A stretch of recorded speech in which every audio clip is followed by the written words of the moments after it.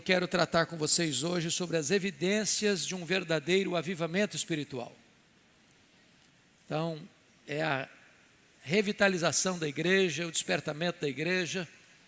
E vou tratar deste assunto então, as evidências de um verdadeiro avivamento. E nós vamos ler esse texto apenas para nos dar o título do assunto. Não vamos expor esta passagem, mas tratar desta temática, as evidências de um verdadeiro avivamento. Abacuque 3, verso 2. Queria que a igreja lesse comigo. Vamos juntos? Tenho ouvido, ó Senhor, as tuas declarações e me sinto alarmado.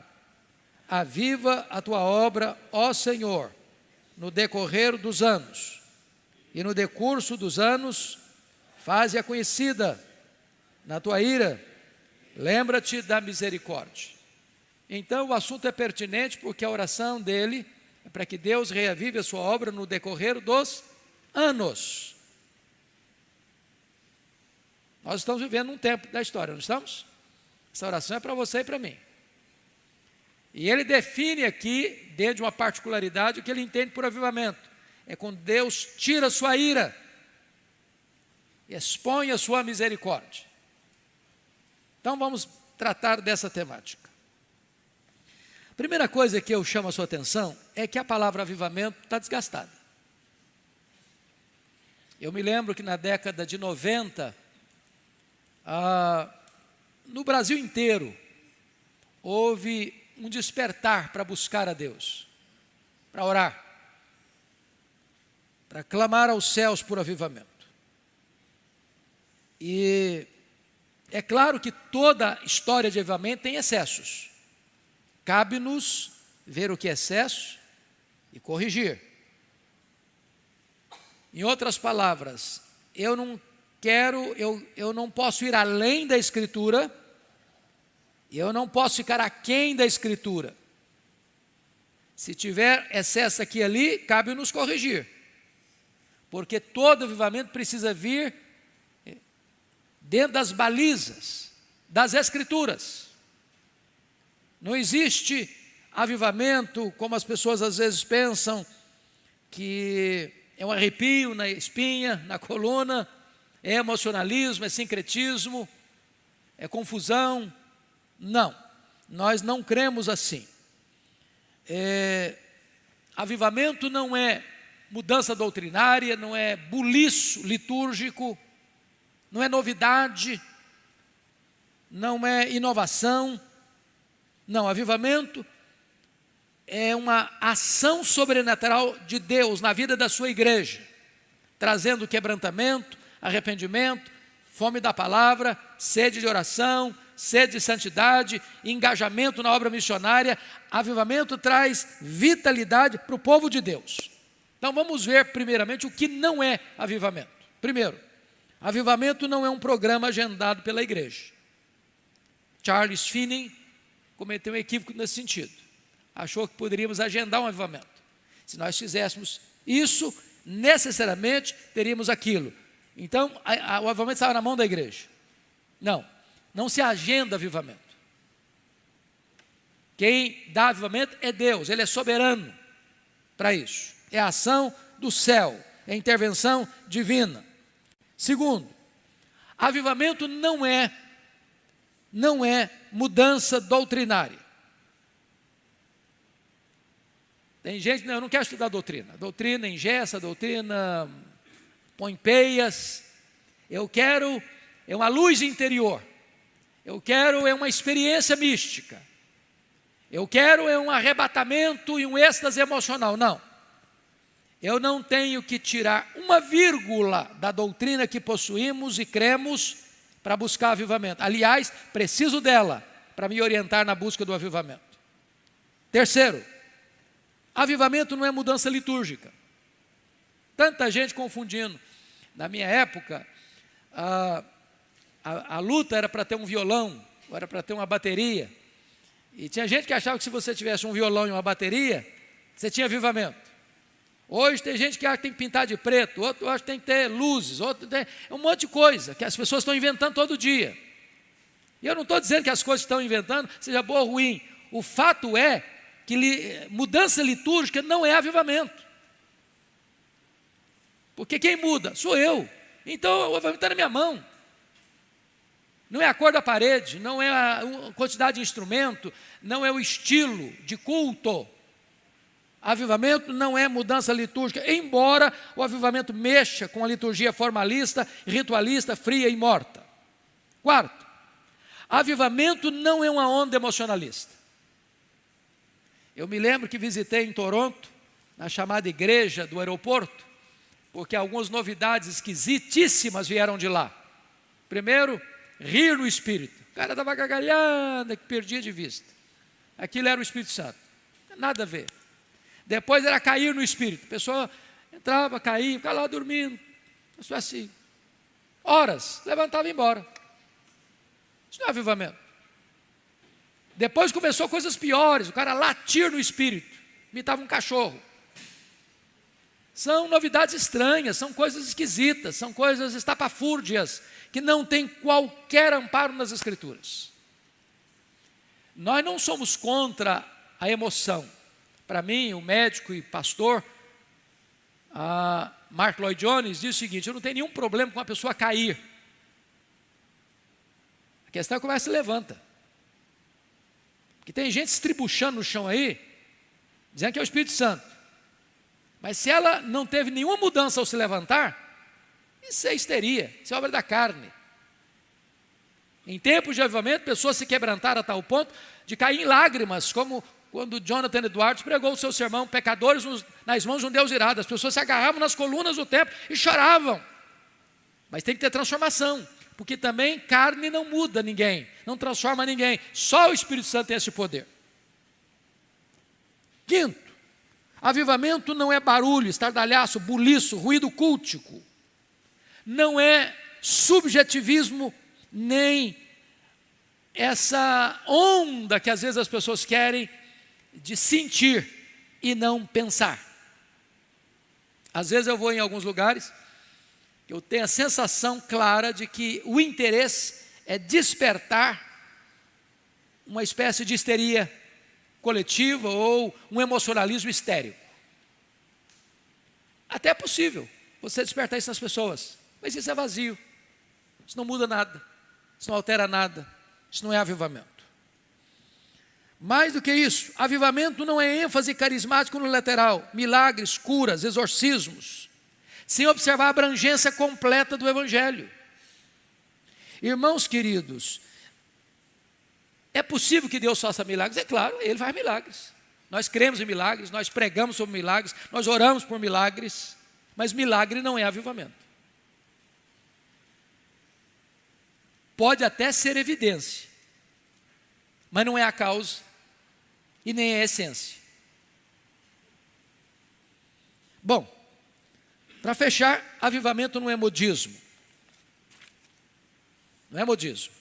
Agora a onda é buscar avivamento. Não, não é modismo não. É um coração sedento de Deus, quebrantado por Deus. Então, eu me lembro que na década de 90, quando nós estávamos, quase todo o Brasil, a Igreja Presbiteriana inclusive, realizando congressos sobre avivamento, conferências sobre avivamento, reuniões de oração, vigílias sobre isso. Algumas pessoas, eu sou contra avivamento. Não é possível um crente ser contra avivamento. Não é possível. Porque avivamento não é obra humana, é obra de Deus. Eu não posso ser contra o que Deus faz. Às vezes nós corremos o risco, e agora eu puxo a brasa para a minha sardinha, ou a sardinha para a minha brasa, e falo como um pastor presbiteriano. Eu amo a nossa igreja, eu amo a nossa denominação, sou um pastor presbiteriano por convicção, louvado seja Deus, sem desmerecer nenhum outro pastor de outra denominação, respeito e amo, e admiro, e tenho a bênção de pregar em tantas igrejas. Porém, nós temos que tomar muito cuidado para não ficarmos ufanistas. Somos a melhor igreja, a melhor denominação, a melhor... Ainda que paramos um pouquinho para pensar. A nossa igreja chegou aqui em 1859, há 163 anos. Nós não temos hoje 1 milhão de membros. Em muitas regiões o crescimento é pífio. Há muitas pessoas que se conformam e se acomodam apenas em ter uma boa doutrina. Agora é preciso que haja óleo nessa engrenagem, que máquina que não tem óleo bate pino. Precisamos do Espírito Santo. Dependemos do Espírito Santo. Precisamos do revestimento de poder. E se você olhar a história da igreja, os tempos áureos da história da igreja foram tempos de avivamento espiritual. E eu vou citar para vocês. Pentecostes, o que foi o Pentecostes? Senão o derramamento do Espírito Santo. O que foi os valdenses do século XII na França, senão uma obra do Espírito Santo? O que foi o trabalho dos pré-reformadores, John Wycliffe, John Hus, Jerônimo Savonarola, senão a grande obra do poder do Espírito Santo? O que foi a reforma protestante do século XVI, senão um grande mover do Espírito Santo? O que foi o ministério de João Calvino em Genebra, transformando aquela cidade numa maquete do reino de Deus e preparando missionários para o mundo inteiro, inclusive 14 aqui para o Brasil, que foram martirizados, senão a obra do Espírito Santo? O que foi o movimento dos puritanos, a geração mais culta e talvez mais piedosa da história da igreja, senão a grande obra do Espírito Santo? O que foi o movimento dos morávios em 1723 na Alemanha, que em 25 anos mandou mais missionários que toda a igreja da Alemanha em 200 anos, senão uma obra do Espírito Santo? O que foi o avivamento de John Wesley, George Whitefield na Inglaterra, senão a grande obra do Espírito Santo? O que foi a obra no século XVIII de Jonathan Edwards, senão a obra do Espírito Santo? O que foi a obra de século XIX, de Wycliffe Moody, senão a obra do Espírito Santo? O que foi, irmãos, a chegada de Ashbel Green Simonton aqui em 1859, senão que o seu país estava ardendo em chamas? E Boanerges Ribeiro, um pastor presbiteriano, escreveu Seara em chamas. E foi nestas chamas que o nosso missionário pioneiro chegou aqui. E quando ele vai terminar o seu diário, ele diz: meu Deus, dá-me um batismo de fogo, dá-me um batismo de poder. Nós, ao buscarmos o avivamento, não estamos fugindo da rota, estamos retornando à nossa essência como igreja histórica. Agora, o que é avivamento? Precisamos distinguir avivamento de campanhas evangelísticas. Avivamento e evangelização são coisas diferentes. Avivamento é para a igreja, evangelização é para o incrédulo. Avivamento traz revitalização para quem já está vivo. Você não faz avivamento para o incrédulo. Para o incrédulo você prega o evangelho, para ele crer, ser salvo. Mas para quem já creu, está com a vida apática, é preciso de soprar as brasas, a inflamar a chama. Isso é reavivamento. A evangelização é para fora dos muros da igreja. Avivamento é para dentro da igreja. É bem verdade que quando Deus reaviva a sua igreja, isso se reverbera no mundo. Então, o Senhor quebranta a igreja, e a igreja reavivada impacta o mundo. Bom, então agora vamos ao que eu quero tratar com vocês, que são as evidências do verdadeiro avivamento. Em primeiro lugar, o avivamento passa, meus irmãos, por uma profunda convicção de pecado. Leia a história dos avivamentos e vocês verão em todos eles, que começa uma profunda convicção de pecado. Os puritanos chamavam de a agonia do arrependimento. E eu pergunto a você hoje, qual foi a última vez que você viu num culto público, ou numa reunião de oração, ou num encontro da comunidade cristã, alguém chorando, não porque perdeu dinheiro, porque sofreu um acidente, está com um problema na família, está passando um problema de saúde, mas chorando de convicção de pecado.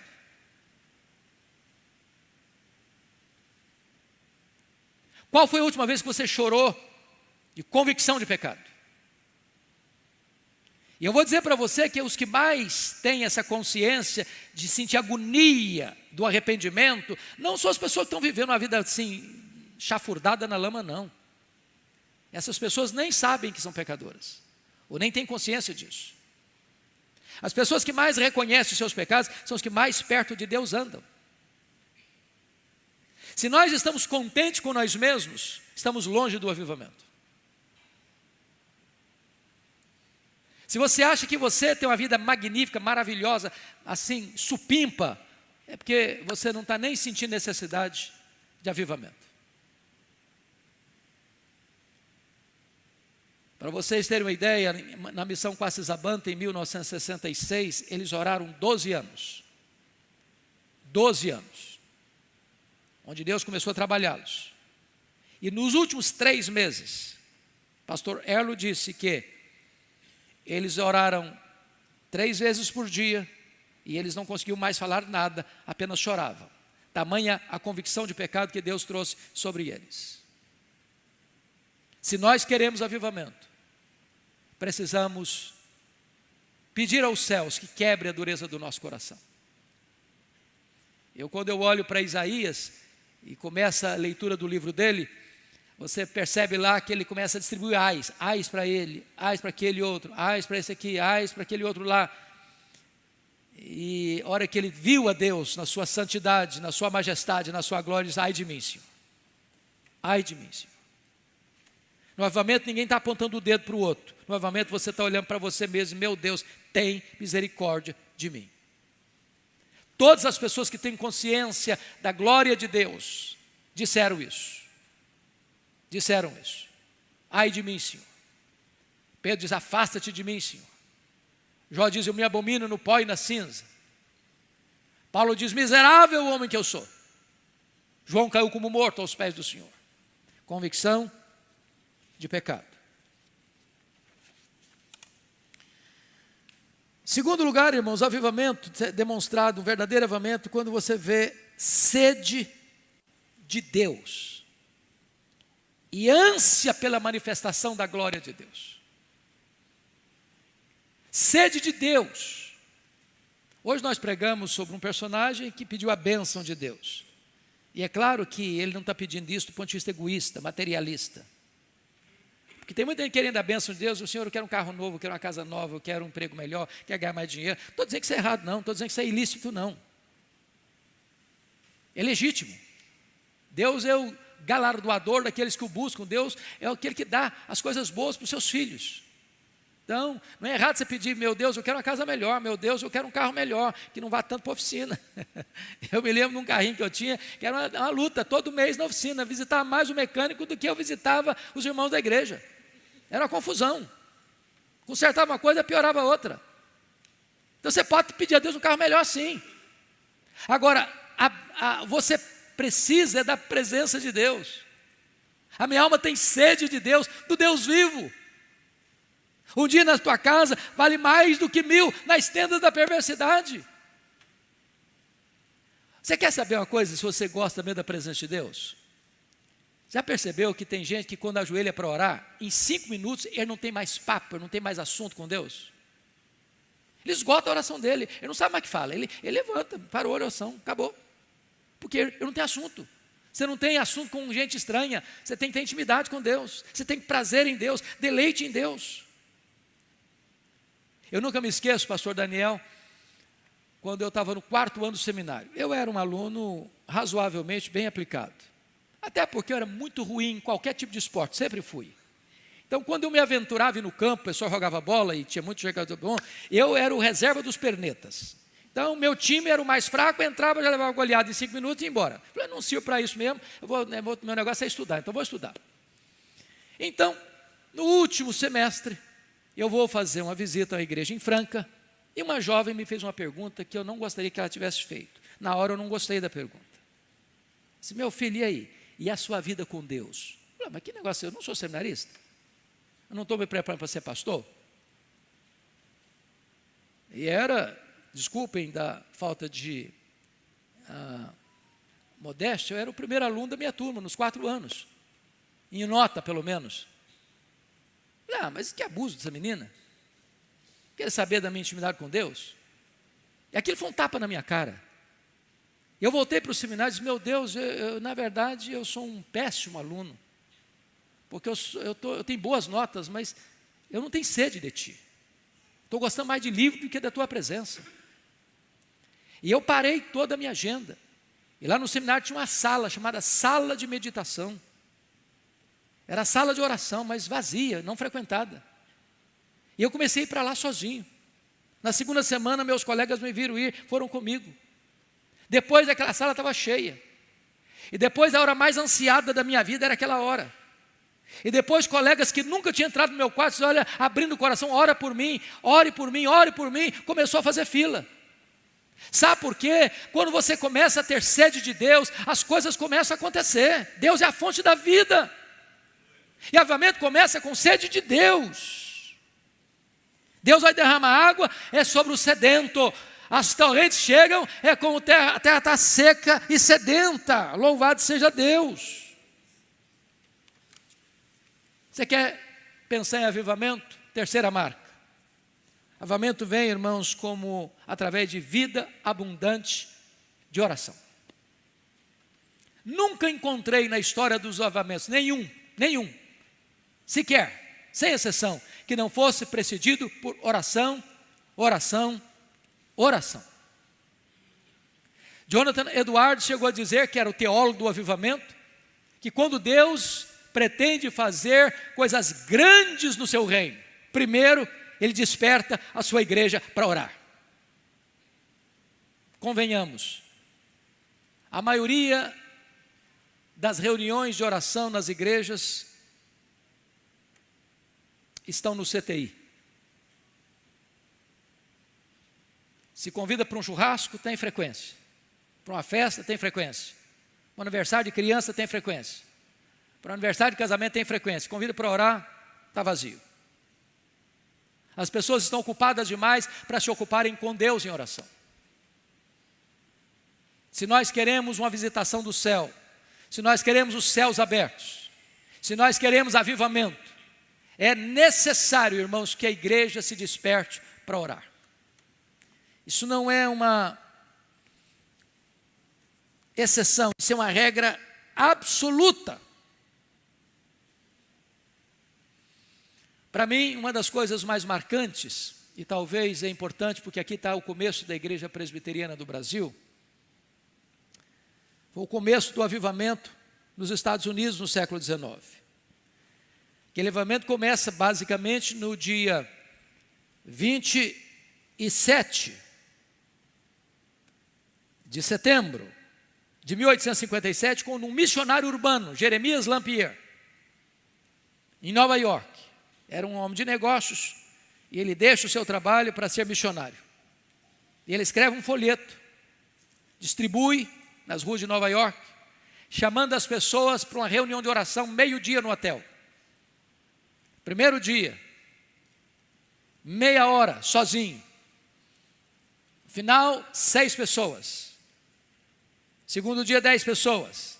30 pessoas.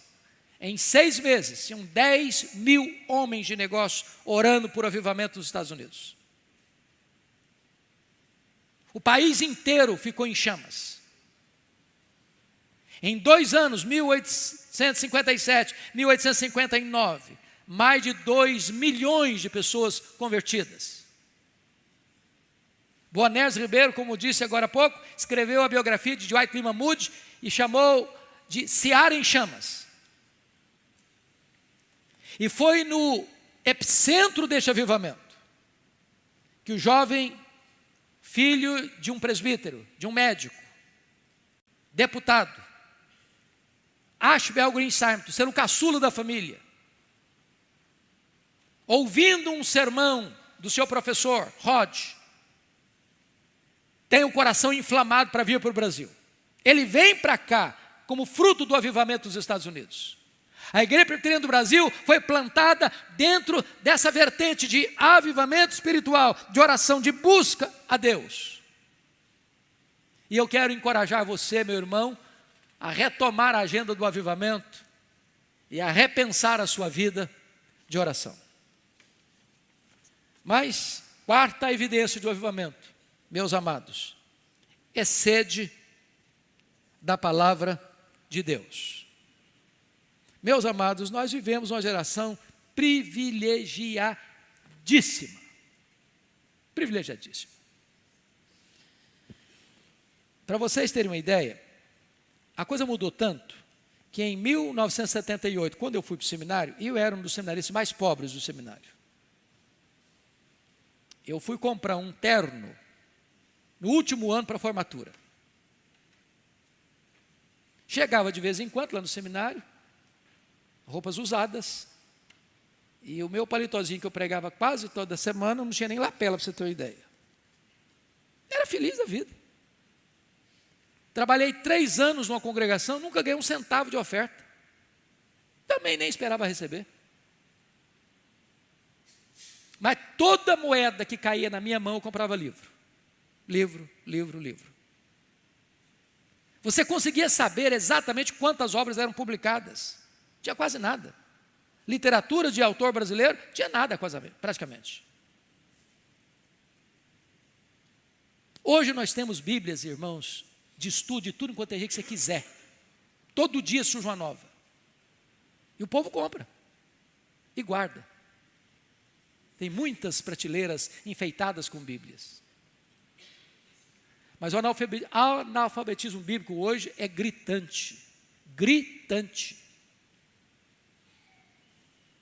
Haja vista quando você pede para abrir em Abacuque, tem gente que demora uns 4 minutos para abrir em Abacuque, vai para lá, volta para cá, para cá. Será que tem mesmo? Será que não tem? Onde está?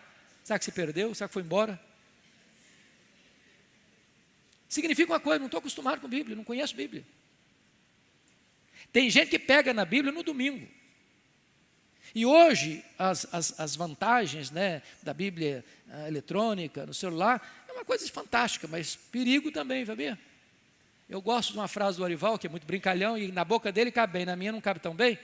É o seguinte: a Bíblia impressa é espada, a Bíblia no celular é canivete.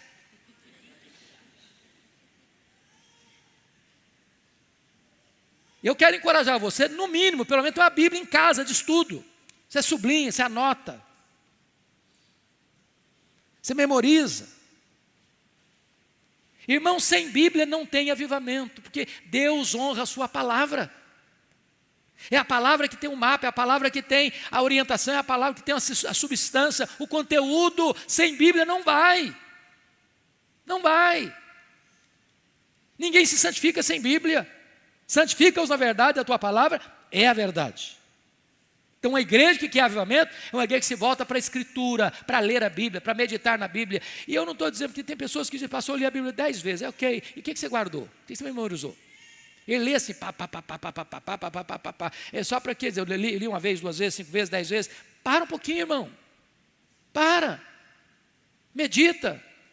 Memorize. Aplique. Pegue um livro da Bíblia e more nele 1 mês. Mergulhe nele. Usufrua, desfrute. Quinta evidência de um verdadeiro avivamento. Busca de santidade. Meus amados irmãos, foi J.I. Packer, considerado o maior teólogo do século XX, que disse o seguinte: o cristianismo nos Estados Unidos e no Canadá tem 5.000 quilômetros de extensão e 5 centímetros de profundidade. Stanley Jones afirmou: o maior problema do cristianismo não é o anticristianismo, é o subcristianismo. Cristianismo raso, medíocre, fraco, superficial. Falta santidade, falta densidade, falta peso. Isso tem levado, irmãos, a igreja a ser mais conhecida na mídia pelos escândalos, pelos erros, pelos pecados, pelos desvios, do que pela virtude.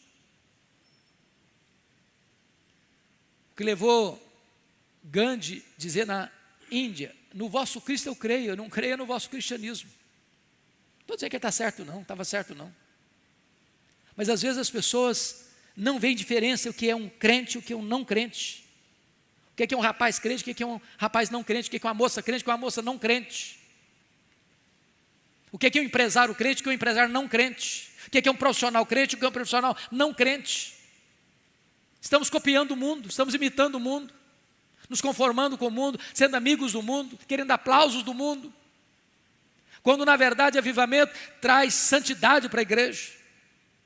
Quando nós fomos aqui numa caravana grande, em 1991, visitar a missão Quacisabanto, porque nós lemos o livro. Se você não leu esse livro, eu recomendo fortemente você ler em 2 horas, Reavivamento na África do Sul.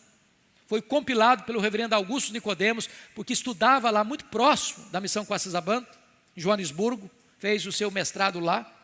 Então ele compilou esse trabalho. Ali havia muitos relatos de milagres. Deus fez grandes milagres ali. Extraordinários milagres. Estão registrados, documentados. Porém, quando nós fomos, a nossa cultura mística, a gente pensou, quem sabe a gente vai ver alguma coisa nesse nível lá. Na verdade, ficamos lá uns 10 dias, nos hospedaram, dando comida para todo mundo, tudo de graça. Não só nós, caravanas de vários lugares do mundo que iam. Nós não ouvimos nenhuma palavra sobre milagre. Mas eu confesso a vocês, eu nunca vi um lugar tão encharcado da presença de Deus, com tantas marcas de santidade como vi naquele lugar.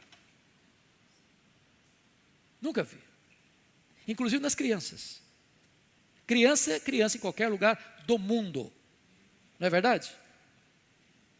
Os cultos, as crianças ficavam sentadas numa espécie de lençol na frente, com o rostinho no chão, adorando a Deus. Aquilo não é ensaio. Aquilo não é uma coisa planejada, programada pelo homem. Aquilo era um senso profundo da presença de Deus, da santidade de Deus que enchia aquele ambiente. É avivamento. 6º lugar.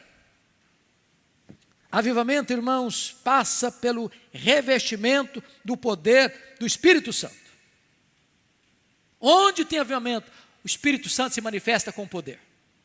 Aliás, o Senhor Jesus Cristo prometeu isso para a sua igreja. Está lá em Lucas 24, 49. Jesus diz assim para os seus discípulos, eram 120 pessoas, que estavam lá na hora da sua ascensão, lá no Monte Olival. Permanecei na cidade até que do alto sejais revestidos de poder. Agora preste atenção na frase, permanecei na cidade até que. Até que.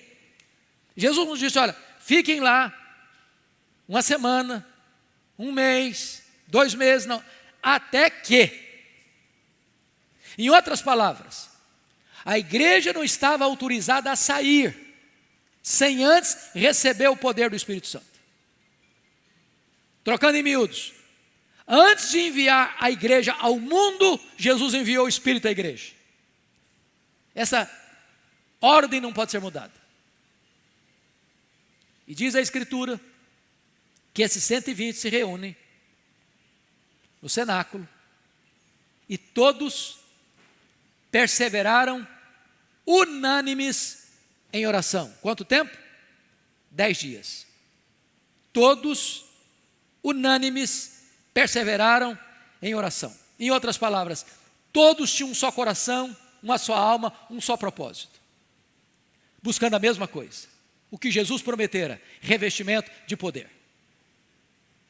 E diz o texto em Atos 2, que num domingo, 9 horas da manhã, estando eles assentados, os céus se fenderam, o Espírito Santo desceu, em línguas como de fogo, como um vento impetuoso que enche a casa, e todos ficaram cheios do Espírito Santo de Deus.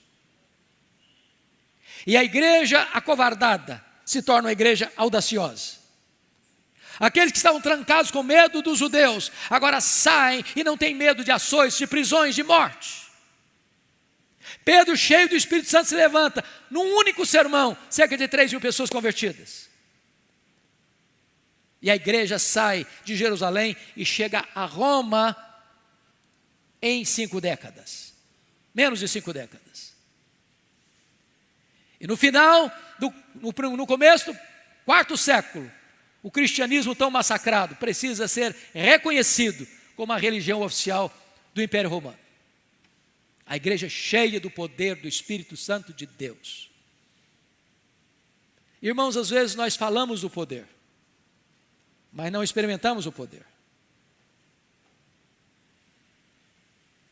Porque quando o poder vem, você não precisa falar, é notório, é visível, é perceptível. Não pode ser maquiado, não pode ser imitado, não pode ser substituído. Essa é a marca do verdadeiro avivamento.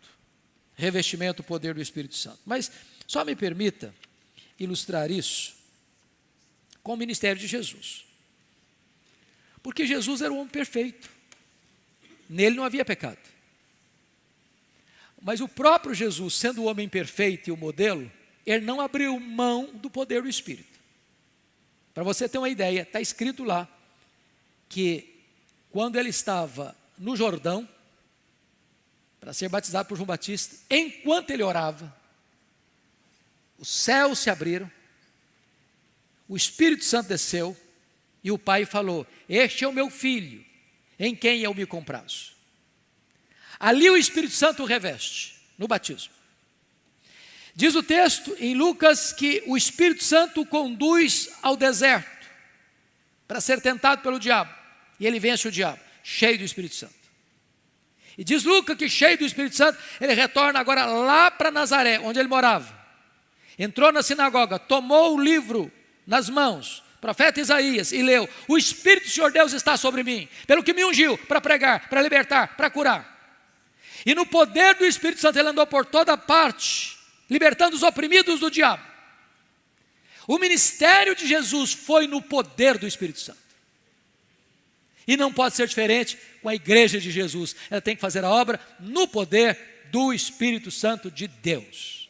Hoje a ordem para a igreja é: e não vos embriagueis com vinho, no qual há dissolução, mas enchei-vos do Espírito.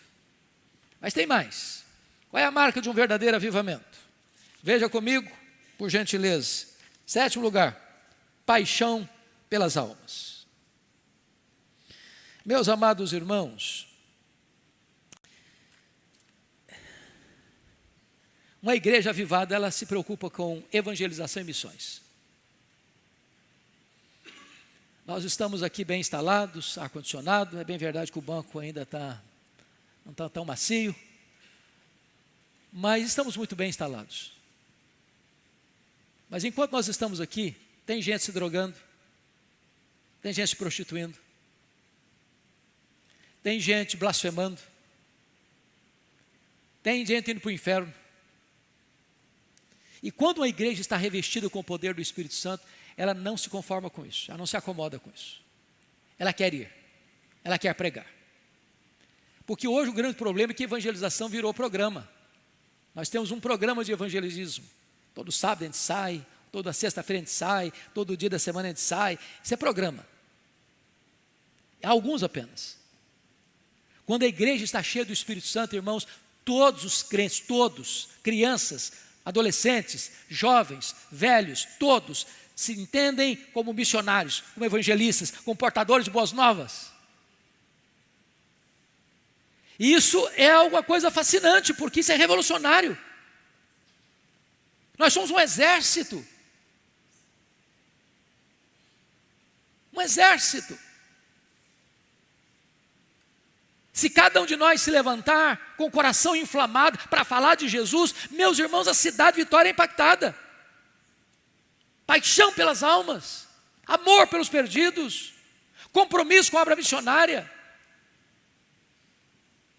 Eu disse para vocês agora há pouco que os moravianos, que começaram lá no começo do século XVIII, 1723, na Alemanha, em 25 anos, sendo eles pobres, eles mandaram mais missionários que a igreja em 200 anos. Uma igreja missionária é uma igreja viva, que cresce, porque ela não pensa nela. Uma igreja que só pensa nela, cuida dela, investe nela, é como um mar morto, só recebe, só recebe, só recebe, só recebe. E quem só recebe e não distribui, morre. Nós temos que ser como o Rio Jordão, que recebe e distribui, recebe e distribui, recebe e distribui. Você foi chamado pela graça e você é enviado para pregar o evangelho da graça. Todos nós nos colocando nas mãos de Deus como missionários. Isso é uma igreja comprometida com avivamento. Mas me permita ainda ir um pouco mais. Uma igreja preocupada com avivamento, irmãos, é uma igreja que também experimenta um crescimento numérico extraordinário. Leia as histórias dos avivamentos. Deus pode fazer mais num dia do que nós conseguimos no ano inteiro, tentando trabalhar na força do braço. É oportuna a palavra de Zacarias 4:6, não por força, nem por poder, mas é pelo meu Espírito, diz o Senhor dos Exércitos. O avivamento da Inglaterra do século XVIII, centenas de milhares convertidas, país impactado. Avivamento de 1904, no país de Gales, com Evan Roberts, em 6 meses, mais de 100 mil pessoas convertidas. Lá em Quacisabanto, numa fazenda, um culto, 3 cultos por dia, num templo construído para 15 mil pessoas. Avivamento dos Estados Unidos, 1857, 59, 2 milhões de pessoas convertidas. Pense comigo nisso, irmãos. Vamos pensar aqui na nossa realidade. Nós estamos poderia até afirmar sem medo de errar, na principal avenida da cidade de Vitória. Talvez a mais conhecida, Avenida Beira-Mar. Quantas pessoas passam para lá e para cá por dia nessa avenida? Quantas delas são impactadas? Vou entrar aí. Em tempos de avivamento, irmãos, os pecadores saem correndo para vir para a igreja. Lembra da história do Ronaldo Lidório? Quando o Espírito Santo foi derramado ali, os feiticeiros iam correndo. Correndo. Lá em Quacisabanto, quando os missionários acordavam de manhã, tinha 5, 10, 15, 20 pessoas na porta de cada um deles, com pressa para acertar a vida com Deus. Quando Deus derrama do seu Espírito, o Espírito Santo vai lá no campo de futebol e convence as pessoas lá nos bares, e convence as pessoas lá, pessoas saem das camas, dos prostíbulos e correm para a casa de Deus. Deus pode fazer isso, e Deus faz, e Deus tem feito, e Deus fará de novo, se encontrar um povo cujo coração seja totalmente dele, na busca de um despertamento espiritual. Mas, me permita ainda, em 9º lugar, quando o avivamento chega, irmãos, há uma quebra de barreiras, de preconceitos. Me permita dar um exemplo aqui histórico. John Wesley, George Whitefield, 2 grandes líderes da Inglaterra. George Whitefield era um calvinista, maior pregador de praça pública da história da humanidade. Pasmem vocês, ia pegar para o auditório de 2.000 até 60.000 pessoas sem microfone. E eu fico olhando, meu Deus, eu não sei o que é isso. Porque se falta som aqui na igreja, a gente já fica desesperado. Calvinista. John Wesley tinha outra vertente teológica. Ele era arminiano. E hoje, às vezes, sabe o que me cheira? Me preocupa, é que às vezes as igrejas estão batendo cabeça, brigando umas com as outras, falando mal umas das outras. A gente cresce falando mal do irmão.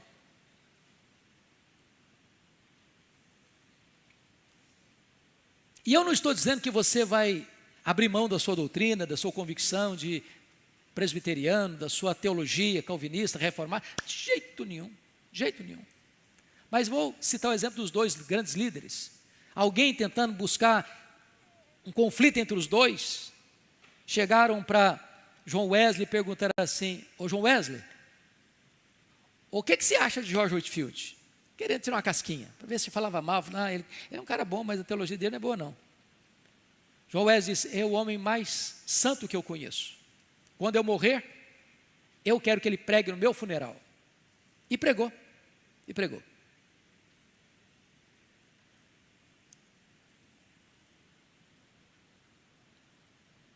Aliás, me perdoe da ilustração, é o contrário. Perguntaram para George Whitefield o que ele achava do Wesley. Esse é o homem mais santo que eu conheço. Quando eu morrer, quer que eu pregue no meu funeral. E pregou. Aí perguntaram para o Wesley assim: ô Wesley, o que você acha de George Whitefield? Você acha que você vai vê-lo no céu? Wesley disse: acho que não. Ah, não? Não, acho que não. Mas por quê? Você acha que não vai para o céu? Ele respondeu: não, eu acho que vai estar tão perto de Deus que eu não vou chegar pertinho dele, não vou conseguir chegar pertinho dele. Esses dois líderes, embora de vertentes diferentes, tinham esta intimidade de comunhão. O que é importante dizer, irmãos, que quando chega o avivamento, a placa da igreja não é o mais importante.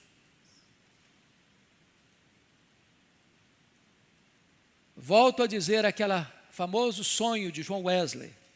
John Wesley sonhou que foi para o inferno. Sonho terrível. Isso não é sonho, isso é pesadelo.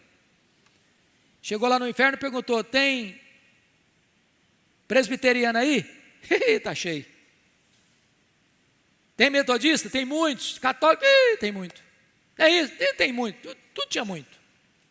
Ele ficou chocado no sonho. Aí foi para o céu, no sonho. Perguntou assim: tem presbiteriano aí no céu? Tem não. Não tem, não tem. Tem metodista? Tem nenhum. Tem católico? Também não tem. Falei: mas então quem que tem aí? Aqui só tem aqueles que foram lavados no sangue do Cordeiro. Não é a denominação.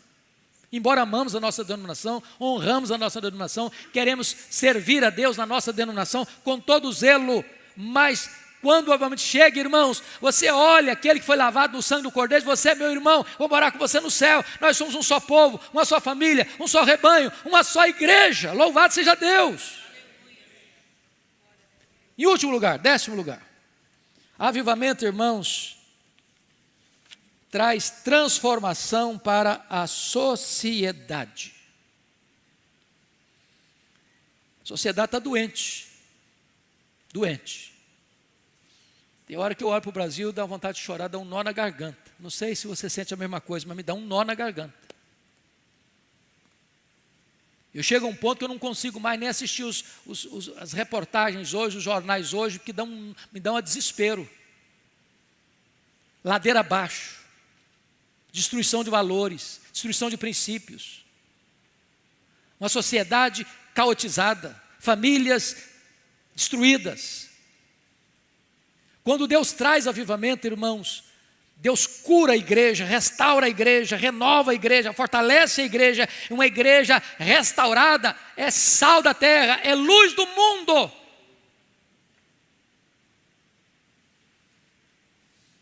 Aqueles que examinaram com mais vagar o avivamento da Inglaterra no século XVIII, disseram que foi o avivamento inglês do século XVIII que salvou a Inglaterra do banho de sangue da Revolução Francesa.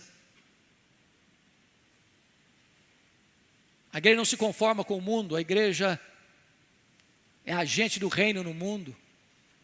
O crente influencia onde ele está, na sua casa, na sua família, no seu trabalho, na sua empresa, na sua fábrica, na sua indústria, nos seus negócios, nos seus relacionamentos, dentro do táxi, dentro do ônibus, dentro do avião, onde ele está, ele é uma referência e ele impacta o meio que ele vive. E a sociedade é impactada e é transformada. É triste quando você vê um país como os Estados Unidos, que foi formado debaixo do signo da bandeira do evangelho protestante, dos puritanos, que chegavam e plantavam uma escola como Harvard, uma escola plantada por um missionário, como o nosso Mackenzie, plantado por um missionário, E você vê hoje, Harvard hoje patrocinando o ateísmo e não crendo mais na existência de Deus. E a América hoje se rendendo, como um autor muito conhecido dos Estados Unidos hoje, falando que a América está rendida ao marxismo cultural. E você vê a sociedade se capitulando ao mal. Eu posso até dizer a vocês, e eu termino aqui, a única esperança para o mundo, irmãos, para a sociedade, é que Deus reavive a sua igreja, para que essa igreja seja sal, seja luz, e leve no poder do Espírito Santo o Evangelho para a transformação do homem, da mulher, da sociedade. Esse é o avivamento que nós cremos, este é o avivamento que nós devemos buscar, até que Ele venha, em nome de Jesus. Vamos ficar em pé, vamos orar.